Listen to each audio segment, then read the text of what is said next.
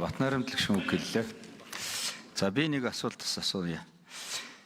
Энэ хурлын гишүүд маань жилийн хөгжлийн төлөвлөгөөн дээр санал гаргаад байгаа. За би бол бодохдоо энэ бол яг Монгол улсын нэг хөгжлийн бодлого төлөвлөлтийн тухай хуулийн 6-гийн 10-д нийцүүлээд саналуудаа гаргаж байна гэж ингэж үзэж байгаа. Тухайлбал миний хувьд гаргасан саналууд бүгдээрээ л яг энэ хуульд нийцэж байгаа ийм санал гаргасан.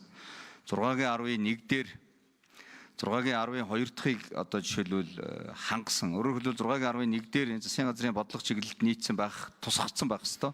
6-гийн 12 дээр санхүүжилтийн их усүр тодорхойлсон шаардлагатай хөрөнгө оруулалтын хэмжээг одоо тооцсон техник эзэн засгийн үндэслэл зураг төсвөн батлагдсан байх ёстой гэдэг.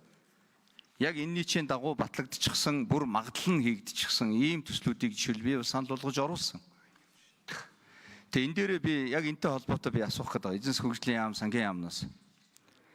Жил болгоно энэ төсөв дээр техник эзэн засгийн үндэслэл зураг төсөв хийхээр мөнгө тавигддаг. Тэгээд яг энэний чинь дагуу төслүүдэд шалгаруулад та нар өөрсдөө шалгаруулад яг ийм төслүүд хөгжлийн бодлоготойгоо нийлүүлээд техник эзэн засгийн үндэслэл зураг төсөв хийгддэг гэж үзэж байгаа.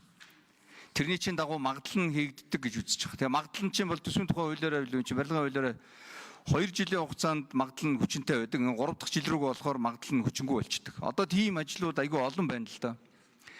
Тэгээ энэ дээр чинь та нарт жишээлбэл тодорхой тооцоолол байхгүй байгаа мó. Хичнээн ажлын зураг төсөв нь хийгдсэн хичнээн ажил байгаа юм. Магадлал нь орцсон хичнээн ажил байгаа юм. Тэрний хэдэн энд тавигдж байгаа. Одоо магадлал нь хийгдсэн 3 дахь жил нь өнгөрцөн хичнээн ажлуудыг та нар санхүүжүүлэхгүй, энэ төсөвд энэ хөгжлийн хөтөлбөрт оруулж ирэхгүй үлдээж байгаа хичнээн ажил байгаа юм бэ. Хэрвээ та нар ингээд зураг төсөв хийгдээд, магадлал нь хийгдээд энийгээ төсөв тавьдгүй юм бол жилийн төлөвлөгөөнд оруулж ирдэг юм бол тэгвэл та нар анханасаа яах гэж энийг хийгээд байгаа юм бэ? Төсвийн мөнгийг яагаад үрдэнгүү ажил зориулаад байгаа юм бэ гэсэн ийм асуултанд хариулт амаар байна. Ажлын хэсэг хэдэн номер вэ? Ажлын хэсгийн 3 номероос эхлэе. За дараа нь сангийн яам бас хариулаарай.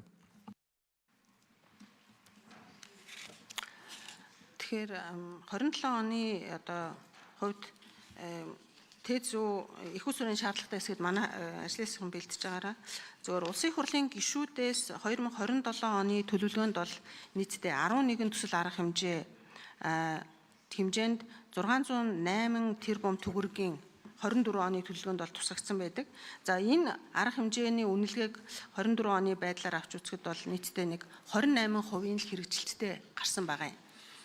За харин 25 оны хувьд бол нийтдээ нэг 13 төсөл арга хэмжээний 125 тэрбум төгрөгийн санхүүжилттэй тусгагдсан байдаг. Тэгээ үүний бас нэг хэрэгжилтийн үр дүн бол нэг 57% таа гарсан.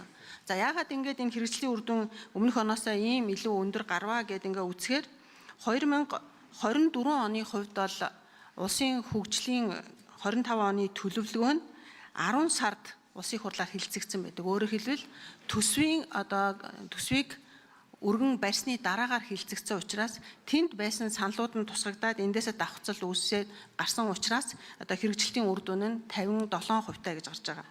Харин 26 оны хувьд бол нийтдээ нэг 40 төсөл арга хэмжээнд 180 гаруй төгрөгийн одоо санхүүжилтийг гишүүдээс болж нэмээд тусгасан байдгийн билээ. Тэрний үр дүн бол эх 27 онд бол хэрэгжилтийн үйл явцыг нь бол гаргах боломжтой. Үүнээс улсын төсвийн хөрөнгөөр болохоор 1.80 төгрөгийн одоо санхүүжилт хийхдээ тусгагдсан байгаа. За ТЭЗ-ийн хувьд бол сангийн яамнаас ирлээ. За ажлын хэсгийн 5 номерын микрофон нээж өгье.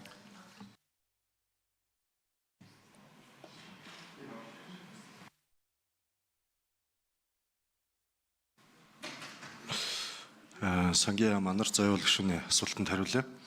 За 23, 24, 25 оны хувьд бол техник эдийн засгийн үндэслэл зураг төсөв боловсруулах энэ зардлын төсөв бол эдийн засгийн хөгжлийн сайдын багц дээр бол бөөн дүнгээр бол тавигдаа явсан.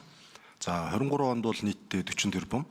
За үүгээр бол нийтдээ 133 төсөл арга хэмжээг төлөвлөөд яг гэрээ байгуулж чадсан бол 46 төсөл арга хэмжээ. За нийтдээ 32.5 тэрбумын гүйцэтгэлтэй.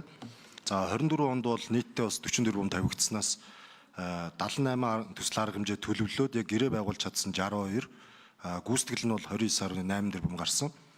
За 25 онд бол 20 тэрбум төгрөг тавигдаад за 40 төсөл арга хэмжээ төлөвлөснөөс гэрээ байгуулсан нь бол 19, за гүйцэтгэл нь бол ингээд 7.4 тэрбум төгрөг бол гарсан ийм гүйцэтгэлтэй бол байгаад байна.